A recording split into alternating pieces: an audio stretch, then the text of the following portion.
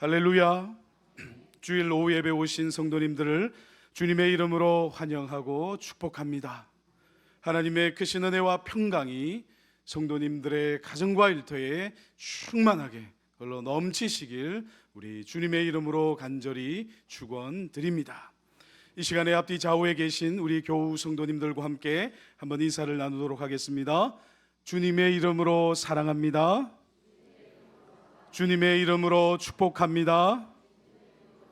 오늘 은혜 많이 받으세요. 아멘, 아멘. 오늘은 예레미야 29장 1절로 14절까지의 말씀을 가지고 고난이 아니라 축복입니다라는 제목으로 함께 은혜 나누기를 원합니다. 우리에게 순전한 기독교라는 책으로도 잘 알려져 있는 영국의 문학가이자 사상가인 C.S. 루이스는 고난을 하나님의 메가폰, 곧 하나님의 확성기라고 했습니다. 고난을 당하기 전에는 하나님의 음성이 잘 들려오지 않았는데 이제 극심한 고난의 불을 통과하게 되면 하나님의 음성이 크고 뚜렷하게 들려오게 된다는 그런 의미입니다. 그래서 프랑스의 철학자 가브리엘 마르셀 같은 분은 내게 가장 필요한 것은 가난과 병고라고까지 말한 적이 있습니다. 사랑하는 성도 여러분, 여러분들이 지금 어떠한 고난을 당하시든지 간에 그 고난은 하나님께서 여러분들을 크게 부르시는 확성기인 것을 믿으시기 바랍니다. 그 고난이 바로 우리 모두를 하나님께로 더 가까이 나아가게 하는 출발점이 됨을 확신하시기 바랍니다. 고난은 우리를 바른 길로 이끌어감을 잊지 마시고 꼭 가슴에 새기시고 기억하시기 바랍니다. 고난이 우리 모두에게 유익이 되고 더 나아가 고난은 하나님의 위장된 축복이라는 이 한 가지 사실을, 이 한 가지 진리를 잊지 마시기 바랍니다. 그래서 우리가 당면하는 그 어떠한 고난도 실상은 우리에게 유익한 것임을 살아계신 하나님께서 우리에게 꼭 적합한 그런 맞춤형으로 고난을 허락하셨음을 신비에 새기시기 바랍니다. 옛말에 입에 쓴 약이 몸에도 좋다라는 속담이 있습니다. 한약을 드셔보신 분들은 아시겠지만 한약을 드셔보시면 어떻습니까? 정말로 몸에 좋은 것일수록 입에는 아주 쓰게만 느껴집니다.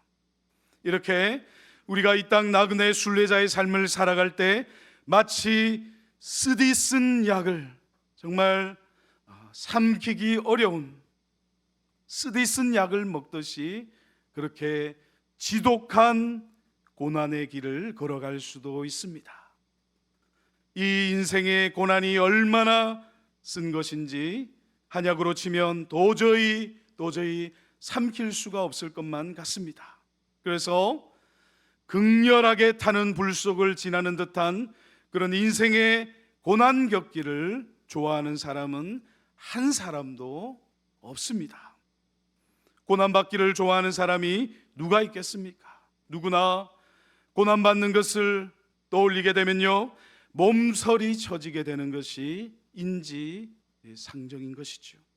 남이 겪는 고난이 아니라 내가 직접 겪는 그 고난 앞에 서게 되면 정말 이 고난을 견디기가 쉽지 않고 피할 수만 있다면 고난을 피하고자 하는 것이 사람의 마음인 것이지요. 사실 안 받을 수만 있다면 안 받는 것이 좋을 것 같습니다. 하지만 어떻습니까? 우리의 속사람이 새로워지고 성장하기 위하여서는 꼭 필요한 쓰디쓴 약이 또한 인생의 고난임을 믿으시기 바랍니다. 우리들 인생 가운데 아름다운 열매가 맺혀지기 위해 이 고난은 필수적인 것임을 확신하시기 바랍니다. 오늘 우리가 함께 나누게 될 예레미야 말씀에서도 바로 이와 같은 상황들이 그대로 나타나고 있습니다. 흔히 예레미야를 선지자를 가리켜서 눈물의 선지자라고 하지요.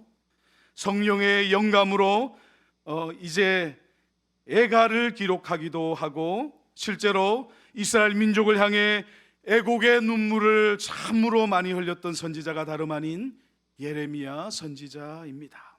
이렇게 예레미야가요, 눈물이 참 많았던 선지자인데, 그냥 성향상, 기질상 눈물이 많았던 것은 아닙니다. 선지자 예레미야가 마치 자기 창자를 끊어내는 듯한 고통 속에서 애통해하면서 슬프게 통곡했던 이유가 있었는데요, 그 이유는 무엇입니까? 이 예레미야가 정말 애끓는 듯한 눈물을 흘리면서 하나님 앞에서 부르짖었던 이유가 있습니다. 그것이 무엇인지 우리 진리의 말씀을 통해 짚어보도록 하겠습니다. 우선은요, 이제 예레미야는 여호와 하나님께서 이스라엘 민족을 멸망시키시기로 작정하셨다는 것을 진리의 말씀으로 알았습니다. 살아계신 하나님, 거룩하신 하나님께서 이스라엘 민족을 멸망시키기로 그 뜻을 정하신 것을 예레미야는 알았던 것이죠. 그런데 한 가지 더 있습니다. 예레미야가 여호와 하나님께서 남유다를 이제 멸망시키실 것을 명확하게 깨달은 것에 한 가지 사실을 더해야 하는데요, 그것이 무엇입니까?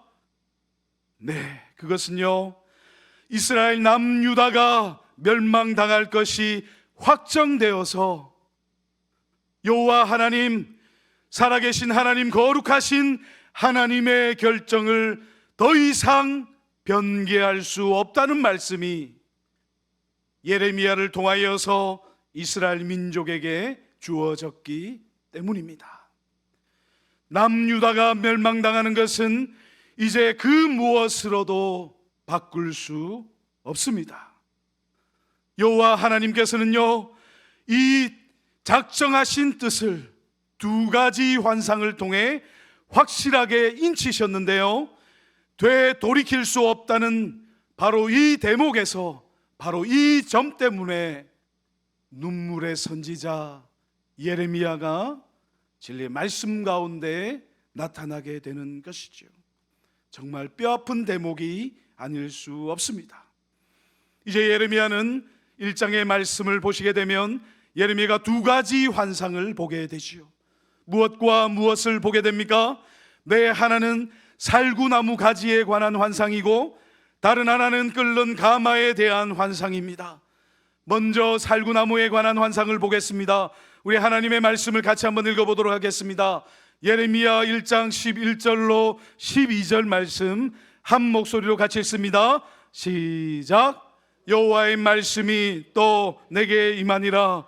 이르시되 예레미야야, 내가 무엇을 보느냐 하시매 내가 대답하되 내가 살구나무 가지를 보나이다. 여호와께서 내게 이르시되 내가 잘 보았도다. 이는 내가 내 말을 지켜 그대로 이루려 함이라 하시니라. 아멘. 여기서 살구나무라는 단어는요, 히브리어 원어로 샤케드라고 발음합니다. 그런데 본래 히브리어에는 모음이 없지요. 그래서 자음으로 된 히브리 글자에 모음을 다양하게 붙일 수가 있는데, 그냥 자음으로 된 이 샤케드를 다르게는 다른 모음을 붙여서 쇼케드라고도 읽을 수 있습니다. 그럼 샤케드를 쇼케드로 읽을 때 뜻이 어떻게 달라지게 됩니까? 살구나무를 가리키는 샤케드를 쇼케드로 발음하게 되면 그 뜻은 살구나무라는 뜻에서 지킨다 라고 하는 뜻으로 바뀌어지게 됩니다. 이를 좀 더 쉽게 풀어보겠습니다. 여호와 하나님께서는 예레미야에게 샤케드 곧 살구나무 가지에 대한 환상을 보여주시면서 이제 쇼케드 곧 지킨다 라는 뜻을 계시해 주고 계신 것입니다. 그냥 쇼케드라고 그 지킨다라고 하는 뜻으로 계시해 주시면 잘 모를 수도 있으니까 하나님께서는 쇼케드와 같은 자음으로 된 샤케드, 바로 살구나무 가지를 그 환상으로 보여주셔서 지킨다, 하나님의 뜻은 영원히 이루어진다, 작정된 그 뜻은 변하지 않는다, 여호와 하나님의 뜻이 영원히 변하지 않을 것을 예레미야에게 보여주신 것입니다. 정리하면 여호와 하나님께서는 살구나무를 보여주심으로 하나님 당신의 뜻이 영원히 확정되었고 그 확정된 뜻은 반드시 지켜질 것임을 계시의 말씀으로 선포해 주신 것이죠. 또 한 가지 환상이 더 있습니다. 끓는 가마에 대한 환상입니다. 이 환상에 대한 여호와 하나님의 말씀을 예레미야 1장 13절로 15절 말씀 제가 봉독해 드리겠습니다. 예레미야 1장 13절로 15절 말씀, 여호와의 말씀이 다시 내게 임하니라. 이르시되 내가 무엇을 보느냐? 대답하되 끓는 가마를 보나이다. 그 윗면이 북에서부터 기울어졌나이다 하니, 여호와께서 내게 이르시되 재앙이 북방에서 일어나 이 땅의 모든 주민에게 부어지리라. 내가 북방 왕국들의 모든 족속들을 부를 것인즉 그들이 와서 예루살렘 성문 어귀에 각기 자리를 정하고 그 사방 모든 성벽과 유다 모든 성읍들을 치리라. 여호와의 말이니라. 아멘. 여호와 하나님께서 첫 번째 살구나무 가지 환상을 통해서는 남유다의 멸망이 확정된 것을 말씀하셨는데, 이제 인치시는 두 번째 환상으로 끓는 가마를 보여주시면서 북방에 있는 여러 민족과 족속들이 일어나서 남유다의 재앙으로 쏟아질 것을 계시의 말씀으로 선언하신 것입니다. 이로써 남유다의 멸망은 되돌이킬 수가 없게 되었고, 북방의 여러 강성한 민족들 중에서 더 정확하게 말하여서는 바벨론 왕 느부갓네살에 의해 유다 민족이 멸종되는 결정적인 위기 상황이 변개될 수 없는 하나님의 영원한 뜻으로 인침을 받게 된 것이죠.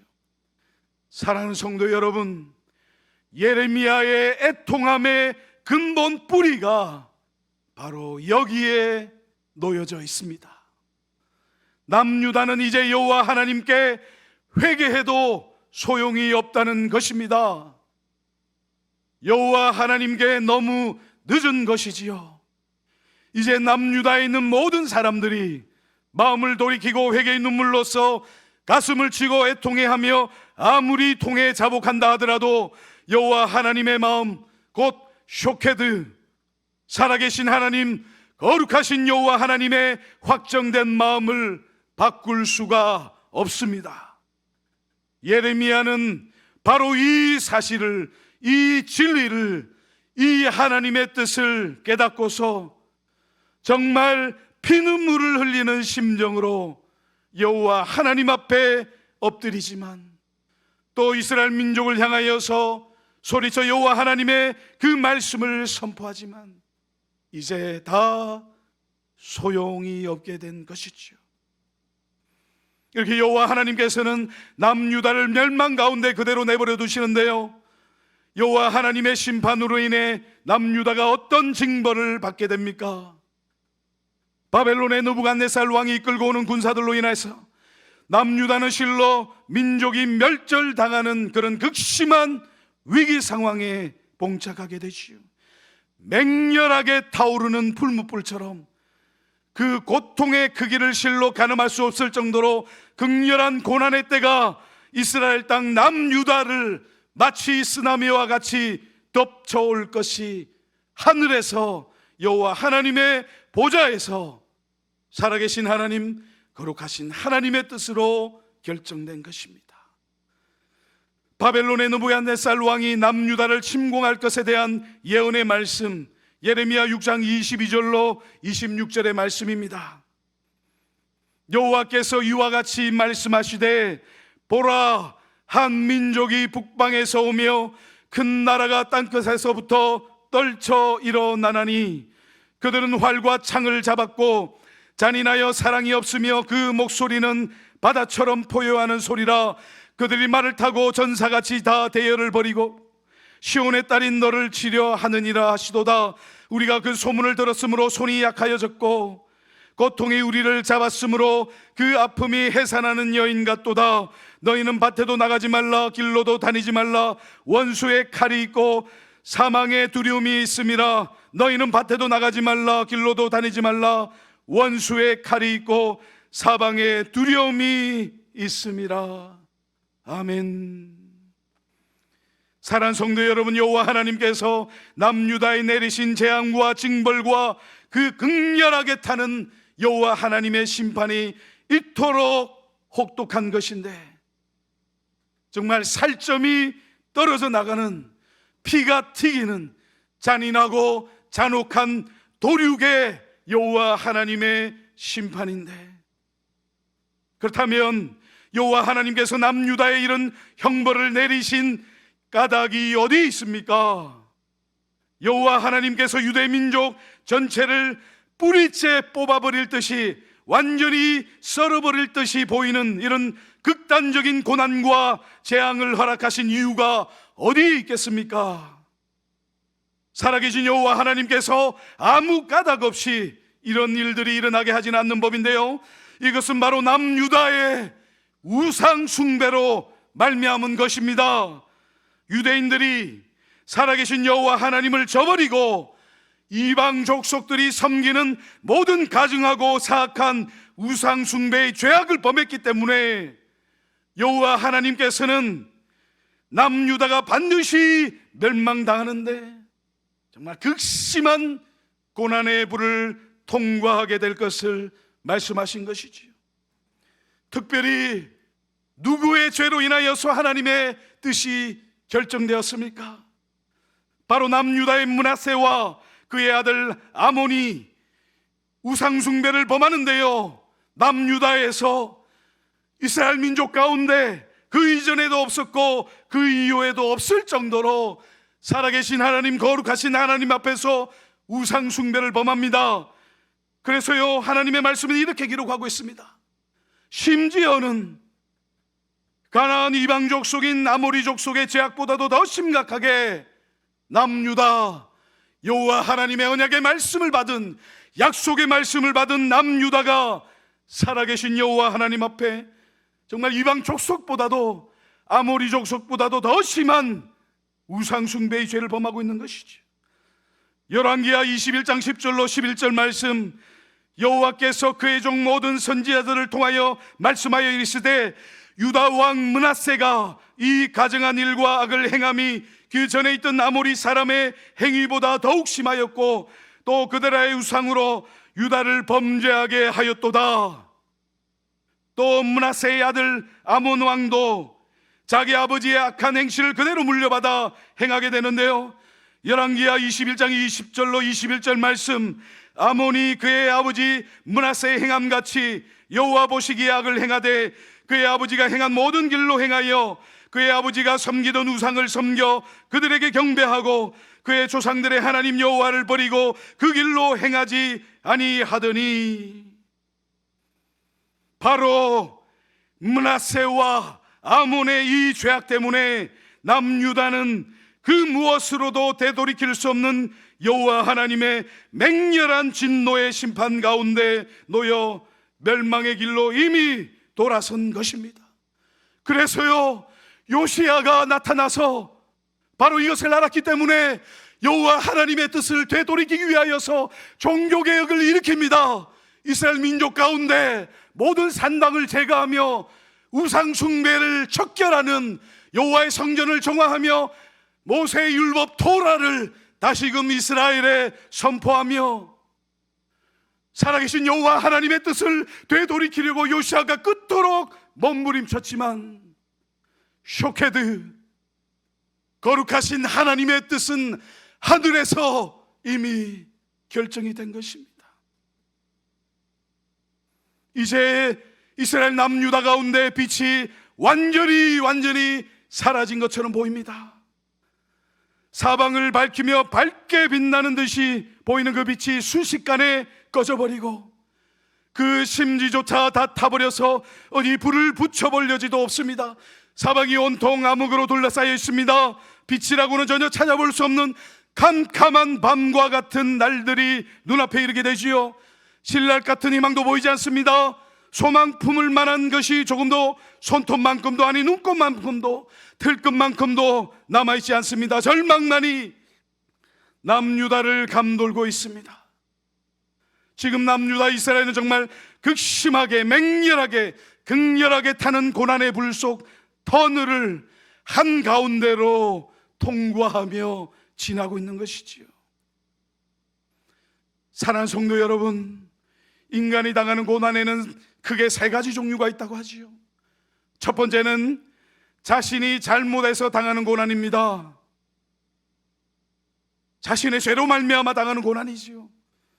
음주운전을 하다가 사고를 내서 감옥에 가서 고난을 겪게 된다면 이것은 순전히 자기 잘못 때문인 것이지요. 두 번째는요, 자기 잘못과 상관없이 당하는 애매한 고난이 있습니다. 아무 잘못한 것이 없어 보이는데 어떤 사건, 사고 희생자가 될 수도 있습니다. 세 번째는 자발적으로 기꺼이 당하는 고난이 있습니다. 이웃의 구원과 행복을 위해 자진해서 고초를 겪는 것이지요. 이 세 번째 고난이 가장 좋은 것이겠지만 남유다는 지금 자기 죄악으로 인하여서 절망의 구렁텅이에, 멸망의 구렁텅이에 떨어져 허우적대고 있습니다. 정말 헤어나올 수 없는 구덩이인 것이지요. 남유다는 사방이 사망과 죽음이 아른거리는 그런 곳으로, 절망의 구덩이 속으로 내동댕이 쳐졌습니다. 그런데 어떻습니까? 정말 놀랍게도요, 바로 이와 같은 때, 사람의 힘으로 어떻게 손을 써볼 수도 없는 때, 정말 철저하게 나락으로 떨어져 있을 때 비로소 여호와 하나님께서 역사하시고 일하시기 시작하시는데요, 바로 예레미야를 통하여서 약속의 말씀, 정말 그 캄캄한 어둠 가운데 그 민족의 앞날이 보이지 않는, 이것이 또 이제 언제 끝나는지 가늠할 수 없는 그 어둠 가운데 정말 한 줄기 빛이 비춰지게 되는 것이죠. 약속의 말씀을 주심으로 바로 그와 같은 절망적인 순간에 여호와 하나님께서 일하시기 시작하는 것입니다. 그래서 하나님 앞에 사람은 아무것도 아닌 것입니다. 사람은 그 안에 기대할 만한 것, 사람의 어떠함으로 근거로 삼을 만한 것이 아무것도 없는 것입니다. 오직 살아계신 하나님, 거룩하신 여호와 하나님께서만이 우리의 주권자이시오, 우리 인생의 왕이시오, 머리 되심을 마음 중심으로 고백하시는 저와 여러분들 되시길 주님의 이름으로 축원드립니다. 살아계신 하나님 앞에 사람은 아무것도 아니에요. 사람이 자기 힘과 자기 꾀와 자기 능력과 자기가 가지고 있는 자원을 의지하여서는 하나님의 일하심을 경험할 수가 없습니다. 철저하게 허물어져 있을 때, 고난과 역경으로 인하여서 저절한 몸부림 가운데 비로소 살아계신 여호와 하나님께서 일하시고, 비로소 살아계신 하나님께서 내 인생 가운데 한 줄기 빛을 비추어 주시는 그 하나님의 일하심을 여러분의 실질적인 삶, 실제적인 삶, 그 고난의 현장에서 경험하시고 맛보시는 저와 여러분들 되시길 주님의 이름으로 축원드립니다. 예레미야 29장 4절로 7절 말씀입니다. 만군의 여호와 이스라엘의 하나님께서 예루살렘에서 바벨론으로 사로잡혀 가게 한 모든 포로에게 이와 같이 말씀하시니라. 너희는 집을 짓고 거기에 살며 텃밭을 만들고 그 열매를 먹으라.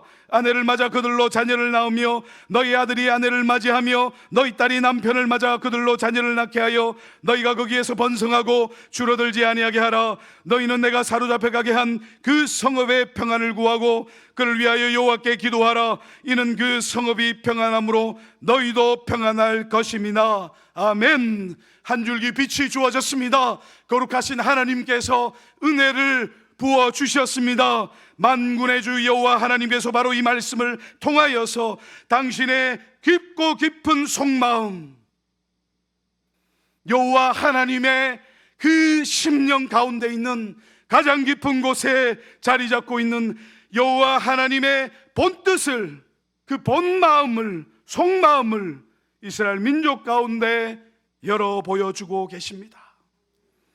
여호와 하나님께서는 당신의 택하신 언약 백성을 결단코 버리지 않으시는 분이심을 믿으시기 바랍니다.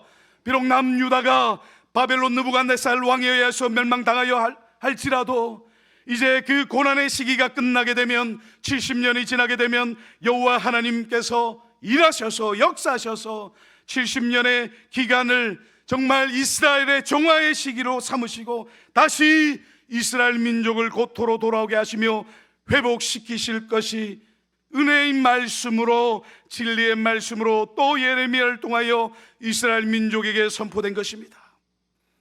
하나님께서는 죄악으로 말미암아 맹렬하게 타오르는 분물불 한가운데로 지나는 것 같은 그런 극심한 고난과 고통을 우리에게 허락하셨지만, 이와 같은 고난을 우리 가운데 허락하신 것은 우리를 죽이시기 위함이 아니라 오히려 우리를 살리시되 여호와 하나님께서 주시기를 원하시는 그 생명, 그 복을 더 풍성하게 누리게 하시는 것이 하나님의 속마음이요, 하나님의 본뜻이요, 하나님께서 영원으로부터 품고 계신 하나님의 심령 가장 깊은 곳에 놓인 하나님의 뜻이라는 것을 진리의 말씀 가운데 확고하게 붙드시는 저와 여러분들 되시길 바랍니다.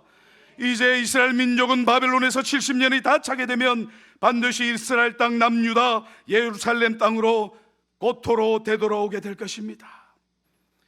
이것은 하늘 하나님께서 정하신 것이고 이 일은 마침내 반드시 이 땅 가운데 이루어지게 될 것입니다. 남유다가 비록 하나님의 뜻으로 멸망당했고 이 세상이 그 어떤 존재도 쇼케드, 남유다가 멸망당하는 것을 막을 수 없었던 것과 꼭 마찬가지로 바벨론 포로 생활 70년이 다 차게 되면 이스라엘 민족은 반드시 고토로 돌아오게 됩니다. 본문 10절 말씀입니다. 여호와께서 이와 같이 말씀하시니라. 바벨론에서 70년이 차면 내가 너희를 돌보고 나의 선한 말을 너희에게 성취하여 너희를 이곳으로 돌아오게 하리라. 아멘. 할렐루야. 돌아오게 하실 뿐만 아니라 하나님의 본심이 바로 그 긍휼의 뜻이 계시의 말씀 가운데 드러나게 됩니다. 본문 11절 말씀, 여호와의 말씀이니라. 너희를 향한 나의 생각을 내가 아나니 평안이요 재앙이 아니니라. 너에게 미래와 희망을 주는 것이니라. 아멘. 이뿐 아니지요. 여호와 하나님께서는 마치 쏟아지는 폭포수와 같은 은혜로운 말씀들을 이스라엘 민족 가운데 부어주시는데요. 본문 12절로 13절 말씀, 너희가 내게 부르짖으면 내게 와서 기도하면 내가 너희들의 기도를 들을 것이요 너희가 온 마음으로 나를 구하면 나를 찾을 것이요 나를 만나리라. 아멘. 여호와 하나님께서 이스라엘 민족 가운데 크나큰 약속들을 내려주시는데요, 하나님께서 당신의 백성들을 만나시겠다라고 말씀하신 것입니다. 사랑하는 성도 여러분, 이것이 바로 살아계신 하나님, 거룩하신 여호와 하나님의 본마음임을 의심하지 마시고 확고하게 믿음으로 붙들어야 합니다. 하나님께서는 우리를 죽이고 멸망시키는 것 자체를 기뻐하시는 분이 결단코 아니심을 견고하게 믿으시기 바랍니다. 우리가 고난의 인생길을 가게 될 때, 이때 우리가 하나님의 마음을 오해하기가 얼마나 쉽습니까? 특히나 내 죄로 인하여서 고난을 자초하게 되었을 때 내가 고난 당해야 함을 알면서도, 내 죄 때문에 고난을 당함을 알면서도 고난 당할 때 남이 아니라 내가 직접 겪게 되면 내 마음이 얼마나 애석하고 분통합니까? 내가 왜 그랬을까? 내가 왜 그때 그렇게 행동했을까? 온통 죄의식과 자책감으로 뒤범벅이 돼서 이런 나를 하나님께서 용납하시고 받아주실까 하고 절규하면서 부르짖게 되지요. 나도 내 죄를 용서 못하겠고 이번 고난은 내가 마땅히 받아야 한다는 것을 그 누구보다도 잘 알고 있지만, 더 두렵고 무서운 것은, 더 두렵고 떨리는 것은 이런 나를, 내 죄로 인하여서 고난받는 이런 나를 날마다 넘어지고 자빠지고 꼬꾸라치고 부패하고 타락하여 정말 내 안에 아무 소망이 없고 기대할 만한 것이, 건질 만한 것이 하나도 없는 이런 비천한 나를 하나님께서 여전히 받아주실까 하는 생각이 가장 큰 걸림돌이지요. 살아계신 하나님께서 저 많이 멀리 계신 것만 같고, 하나님께서 전혀 포착이 되지 않는 것 같고, 꼬리무원으로 정말 무인지경이 되어서 정말 죽을 것 같은 그런 극심한 상황과 형편 속에서도, 사랑하는 성도 여러분, 이 한 가지 진리를, 이 한 가지 사실을 의심치 마시기 바랍니다. 하나님께서 우리를 향해 가지고 계신 생각은 재앙이 아니라 평안이요, 또 하나님께서는 절망 속에 있는 우리 모두에게 미래와 희망을 주시기를 기뻐하시는 분이심을 끊임없이 기억하시기 바랍니다. 사랑하는 성도 여러분, 사람이 망각의 동물이어서 은혜가 충만할 때는 감사하다가도 이제 고난이 살짝만 휘몰아쳐도 하나님을 향해 원망과 불평과 불만을 쏟아내기 쉽습니다. 왜 그렇습니까? 그것은요, 성도가 겪는 고난의 의미를 몰라서 그런 것입니다.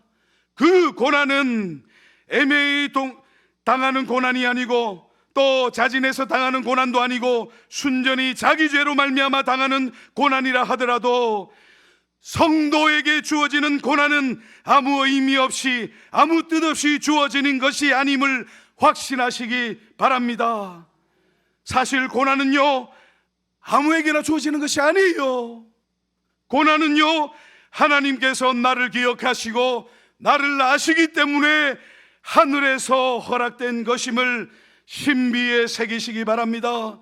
이스라엘의 남유다 백성들이 전적으로 자기 죄로 말미암아 고난의 불을 통과해 갔지만, 이 고난의 불은 하나님의 정하신 뜻으로 말미암아 일어난 것으로 바로 이스라엘 민족을 사랑하시기 때문에 주어진 것이고, 실상 그들에게 이 고난이 유익이 되었기 때문에 하나님께서 이스라엘로 하여금 극심한 고난의 불을 통과하게 하신 것입니다. 하나님께서는 당신의 자녀, 당신의 언약 백성들을 결단코 버리지 아니하시는 분이심을 한시도 잊지 마시기 바랍니다. 사랑하는 성도 여러분, 그렇다면요, 성도가 여호와 하나님께 허락된 고난을 받으실 때 여호와 하나님께서는 그 심령 가운데 어떤 마음을 품고 계신 것일까요? 여호와 하나님께서 그냥 우리를 사랑하시고 그냥 우리에게 은혜를 베푸시는 것이 아닙니다. 하나님의 영원한 뜻이 무엇입니까? 살아계신 하나님의 본마음, 본뜻이 무엇입니까? 거룩하신 하나님, 살아계신 여호와 하나님의 그 영혼으로부터 주어진 뜻이 무엇입니까? 그것은요, 바로 아들인 것입니다. 아버지 하나님께서는 영혼으로부터 아들을 바라보시고 계신 것입니다. 이스라엘 민족에게 은혜를 베푸시고 사랑을 베푸시고 자기 죄로 인하여서 고난이 허락된 그때에도 아버지 하나님, 여호와 하나님께서 품고 계신 본마음, 본뜻은 바로 아들 주 예수 그리스도였음을 신비에 새기시기 바랍니다. 아버지 하나님께서는 비천한 죄인들, 온 열방 가운데 죽어가는 그 영혼들을 사랑하시기 때문에 우리 주 예수 그리스도를 통하여서 그들을 구원하시기 위하여서 이 땅에 아들을 보내셔야만 하기 때문에 이스라엘 민족으로 하여금 그 고난의 불을 통과하면서도 그들을 사랑하시고 끝끝내 그 약속을 지키시며 바로 아들을 바라보시고 이스라엘 민족을 용서하시고 그 고난의 불 가운데서도 신실하신 그 약속의 말씀을 끝까지 지키신 분이심을 신비에 새기시기 바랍니다. 아버지는요, 아들을 보고 계십니다. 아들 주 예수 그리스도를 통하여서 우리에게 은혜를 베푸시고 우리에게 사랑을 베푸시고 우리에게 주신 그 영원한 언약의 말씀을 신실하신 하나님께서 지키시는 것임을 믿음으로 고백하시는 저와 여러분들 되시길 주님의 이름으로 축원드립니다. 바로 아들 주 예수 그리스도께서 여호와 하나님의 본 마음이요 본 뜻이요 그 속뜻 영원하신 하나님의 뜻임을 마음속 깊이 보물로서 간직하시기 바랍니다. 그래서 내가 극심한 고난과 환난과 역경, 그 모든 삶의 어려움과 시련에 쓰나미같이 몰려오는 그 삶의 어려움이 있다고 해서 아버지 하나님께서는 결단코 우리를 버리지 아니하시는데요, 누구 때문에 버리지 아니하시는 것입니까? 바로 하나님의 마음, 하나님의 본 마음, 하나님의 본 뜻, 이 세상 가운데 나타나시고 계시해 주신 하나님의 마음, 바로 우리 주 예수 그리스도로 인하여 우리가 하나님께 버림받지 않게 되는 것임을, 이 영적인 원리를, 이 진리를 신비에 새기시기 바랍니다. 그래서요, 내가 처한 고난의 상황으로 인하여서 하나님께서 나를 사랑하시는지 사랑하시지 않으시는지를 판단하는 것을 이제 멈추어야 합니다. 고난 받고 있다라는 사실이 하나님께서 나를 사랑하시지 않으신다는 증거가 될 수 없는 것이지요. 왜 그렇습니까? 하나님께서 사랑하시는 수많은 당신의 자녀들도 극심한 고난을 겪고 있는데요, 요셉은 한 줄기 빛도 들어오지 않는 캄캄한 지하 감옥에서 형통한 삶을 살았습니다. 하나님이 친구처럼 대했던 모세도 200만 이스라엘 민족과 생사고락을 함께하면서 광야 40년의 시간을 보냈습니다. 하나님의 마음에 합한 자라는 명예로운 칭호를 얻은 다윗도 정말 처절한 광야길, 인생길을 지나갔습니다. 욥은 또 어떻습니까? 죽을 때까지도 자기가 무엇 때문에 무슨 연유로 고난을 받는지 알 수 없는 그런 극심한 인생의 고난을 마주대했습니다. 여호와 하나님께서 그들을 사랑하시지 않았으가 아니라 오히려 하나님께서는 그들을 사랑하셨기 때문에 사람의 눈으로 보기에는 거의 감당할 수 없을 것 같은 그런 극심한 수준의 고난이 허락되었음을 진리의 말씀 가운데 확신하시기 바랍니다. 바로 아들로 인하여서, 아들 주 예수 그리스도를 인하여서 요셉과 모세와 다윗과 욥은 바로 아들 주 예수 그리스도를 통하여 언약의 자손들이었기 때문에 여호와 하나님께서는 당신의 신실함을 따라 그들을 건져내시고 고난 가운데 영원한 생명을 약속으로 주셨음을 신비에 새기시기 바랍니다. 사랑하는 성도 여러분, 인생은 고난의 연속입니다. 지금 내가 겪고 있는 고난이 끝난다고 해서 내 인생의 고난이 다 끝난 것이 아니지요. 야곱은 형 에서로부터 받은 그 죽음의 위협에서 벗어나야만 나기만 하면 자기 모든 문제가 다 끝날 줄로 알았습니다. 근데 그 문제가 풀리고 나니까 이제 자신의 아들들이 한 이방 부족 전체를 말살해서 야곱 집안 전체가 몰살당할 위기 가운데 놓이게 되지요. 고난의 큰 산을 하나 넘고 나면 그것보다 훨씬 더 큰 고난의 인생 가운데 찾아오게 됩니다. 하지만 하나님께서는 그런 야곱의 인생에 또다시 피할 길을 내시고 기적처럼 역사하고 계시죠. 인생에서 고난이 계속 일어나기에 이제 고난보다 더 큰 은혜를 준비하고 우리를 기다리시는 분이 우리가 믿고 고백하는 선하신 하나님이심을 끝까지 신뢰하시기 바랍니다. 선하신 하나님께서 우리를 향한 놀라운 계획을 가지고 계시고 우리 모두를 고난에서 건져내실 것을 믿으시기 바랍니다. 진리의 말씀 가운데, 약속의 말씀 가운데, 언약의 말씀 가운데 하나님께서는 언약 백성, 약속을 받은 당신의 자녀들, 백성들을 결코 버리지 아니하시고 반드시 건져내시고 구원하시고 영원한 생명을 주시는 분이심을 믿음으로 고백하시는 저와 여러분들 되시길 바랍니다. 상황이 아무리 절망적이어도 하나님께서 우리의 유익을 위해 바로 우리와 가장 가까워지기를 원하시기 때문에 우리 인생 가운데 모진 고난들을 허락하심을 확신하시기 바랍니다. 말씀드린 것처럼 주님께서 우리의 목자가 되셔서 우리와 함께 한 걸음 한 걸음 걸어간다 하더라도 사망의 엄침한 골짜기는 여전히 우리 앞에 놓여져 있습니다. 우리가 하나님과 동행한다고 해서 내 인생에서 고난이 싹 사라지는 것이 아닙니다. 그러나 어떻습니까?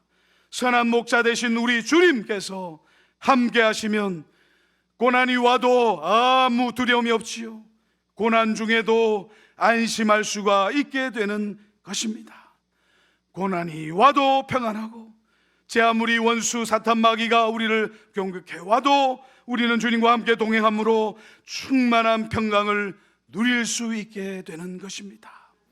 극심한 고난 중에 더 철저하게 살아계신 주님만을 붙들고 의지하고 주님과 더 가까워지시는 저와 여러분들 되시길 주님의 이름으로 축원드립니다. 이것이 바로 고난 중에 하나님을 믿는 축복임을 확실하게 고백하시는 저와 여러분들 되시길 바랍니다.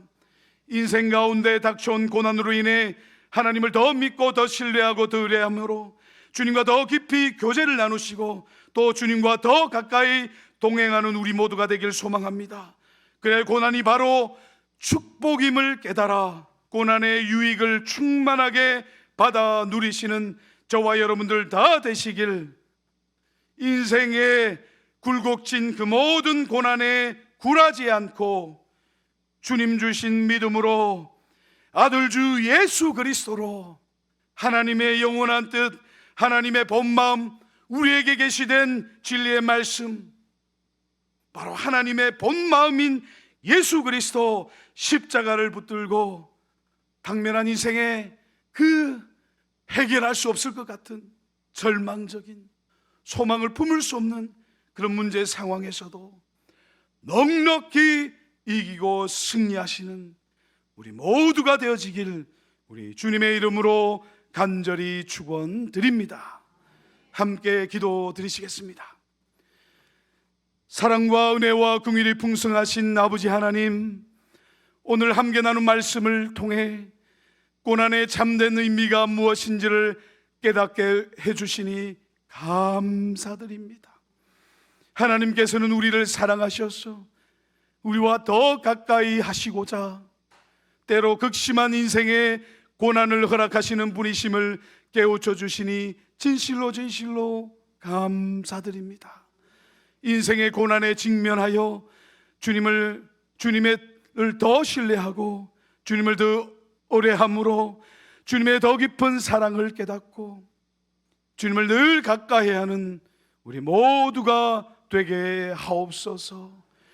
고난이 축복임을 깨달아 하나님의 본마음인 예수 그리스도를 나의 구주와 주로 모시고 나의 심령 가장 깊은 곳에 모셔드리고 고난이 오면 올수록 더 주님을 영화롭게 하며 주님을 더 찬양하며 더 예배의 자리로 살아계신 하나님 앞에 간절히 말씀 붙들고 기도하는, 그리하여 인생의 당면한 고난을 넉넉히 이기고 승리하며 믿음으로 돌파해 나가는 저희들 모두가 되게 하옵소서.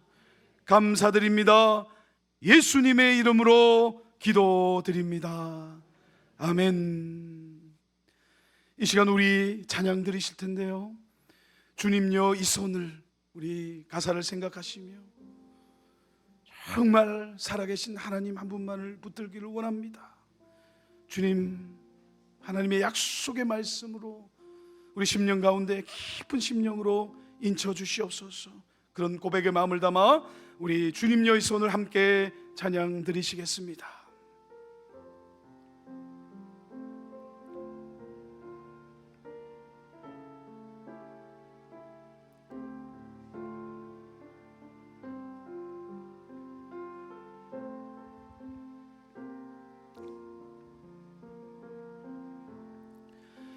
주님여의 손을 꼭 잡고 가소서. 약하고